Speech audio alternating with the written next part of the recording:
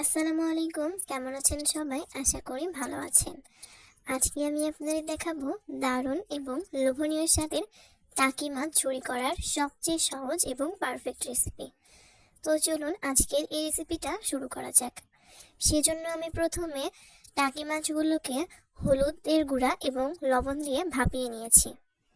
এখন আমি মাছগুলো থেকে কাঁটাগুলো আলাদা করে বেছে নিচ্ছি। এখন আমি একটা কড়াই দিয়ে দিলাম তেল। তেলটা গরম হয়ে আসলে দিয়ে দিচ্ছি বেশি করে পেঁয়াজ কুচি, মরিচের ফালি, পেঁয়াজের কলি এবং অল্প কয়েক টুকরা রসুন কুচি। এখন আমি ভালোভাবে কিছুক্ষণ ধরে নেড়ে চেড়ে ভেজে নিব। এই রেসিপিতে কিন্তু পেঁয়াজের পরিমাণটা বেশি দিতে হয়। পেঁয়াজের পরিমাণটা বেশি দিলে এই রেসিপি খেতে ভালো লাগে অনেক। তো এইভাবে করে অনবরত কিছুক্ষণ ধরে নাড়াচাড়া করে ভেজে নিব। এখন দিয়ে দিলাম 2টা শুকনা মরিচ। শুকনা মরিচগুলো দিয়েও একইভাবে আমি ভালোভাবে কিছুক্ষণ ধরে নেড়ে চেড়ে ভেজে নিব। অনবরত কিছুক্ষণ ধরে ভালো করে নাড়াচাড়া করে ভেজে নিতে হবে। আগে থেকে মাছগুলো কাঁটাগুলো বেছে নেওয়া হয়ে গেলে এখন আমি হাতের সাহায্যে অল্প একটু চটকে নিচ্ছি। এই পর্যায়ে এখন আমি মাছগুলো দিয়ে দিব। সবগুলো মাছ দেওয়া হয়ে গেলে এখন আমি চামচের সাহায্যে ভালোভাবে নেড়েচেড়ে মিশিয়ে নিচ্ছি।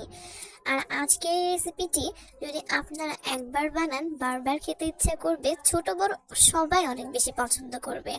যারা ছোট বাচ্চারা মাছ খেতে পছন্দ করে না তারাও কিন্তু এই রেসিপিটা খেতে অনেক বেশি ভালো লাগবে। এখন দিয়ে দিলাম হলুদের গুঁড়া আর দিয়ে দিলাম ধনিয়া গুঁড়া। এখন আমি আবার ভালোভাবে কিছুক্ষণ ধরে নেড়েচেড়ে মিশিয়ে নেব। আর সঙ্গে দিয়ে দিচ্ছি স্বাদ মতো লবণ। এখন আমি আবার ভালোভাবে নেড়েচেড়ে সবগুলোকে মিশিয়ে নিচ্ছি। আর দেখতেই পাচ্ছেন এইভাবে করে কিছুক্ষণ ধরে চামচের সাহায্যে ভালোভাবে নেড়েচেড়ে ভেজে নিতে হবে। আর মাছগুলো এইভাবে চামচের সাহায্যে নাড়াচাড়া করার কারণে দেখতেই পাচ্ছেন মাছগুলো কিন্তু ঝুরি ঝুরি হয়ে গেছে। এইভাবে করে কিছুক্ষণ ধরে রান্না করে নিলেই কিন্তু আজকের এই মাছের ঝুড়িটা তৈরি হয়ে যাবে। এই সেম প্রসেসে কিন্তু আপনারা যে কোনো মাছ ঝুরি করতে পারেন, তবে টাকি মাছ ঝুরি খেতে কিন্তু অনেক বেশি মজা।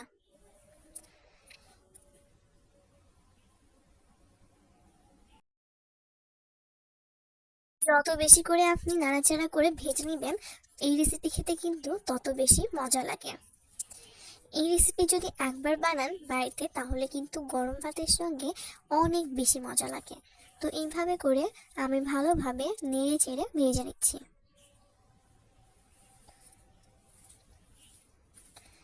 আর দেখতেই পাচ্ছেন ভালোভাবে কিন্তু মাছগুলো ঝুরি ঝুরি হয়ে গেছে।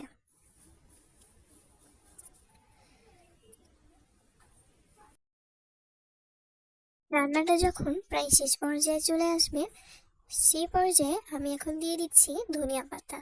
ধনিয়া পাতা দিলে এই রেসিপির টেস্ট কিন্তু আরো বেশি ভালো লাগে। ধনিয়া পাতা দিয়ে আমি আবার ভালোভাবে নেড়ে চেড়ে মিশিয়ে নিচ্ছি। আর এখন আর কিছুক্ষণ রান্না করলেই কিন্তু এই রেসিপিটা তৈরি হয়ে যাবে। আর কিছুক্ষণ নাড়াচাড়া করে রান্না করে নিব। আর হ্যাঁ, যারা আমার চ্যানেল নতুন, এই রেসিপি যদি আপনাদের ভালো লাগে আমার চ্যানেলটিকে প্লিজ সাবস্ক্রাইব করে দিবেন, লাইক কমেন্ট এবং শেয়ার করে দিবেন। তো আমি কিন্তু আর কিছুক্ষণ রান্না করে নামিয়ে নিয়েছি। আজকের রেসিপিটি কিন্তু একদম সহজ। যারা রান্নায় একেবারে নতুন তারা কিন্তু খুব সহজেই এই রেসিপিটি অনেক বেশি লোভনীয় করে তৈরি করতে পারবেন। আশা করব আপনাদের কাছে এই রেসিপি ভালো লেগেছে। নতুন কোনো ভিডিওতে নতুন কোনো রেসিপি নিয়ে হাজির হয়ে যাব। সেই পর্যন্ত সবার জন্য অনেক বেশি দোয়া শুভকামনা রইল। আর দেখতেই পারছেন কতটা লোভনীয় হয়েছে। আর খেতেও কিন্তু মাশাআল্লাহ অনেক বেশি মজা লেগেছে। উপর থেকে কয়েক টুকরো পেঁয়াজ দিয়ে আজকের এই রেসিপিটিকে পরিবেশন করে ফেললাম। কেমন লেগেছে অবশ্যই জানাবেন। পেজ থেকে দেখে থাকলে পেজটিকে ফলো দিয়ে রাখতে পারেন। আর যারা ভিডিওটি শুরু থেকে শেষ পর্যন্ত দেখেছেন তাদের জন্য অনেক দোয়া এবং শুভকামনা রইল। সবাই ভালো থাকবেন, সুস্থ থাকবেন। বিদায় জানাচ্ছি। আল্লাহ হাফেজ।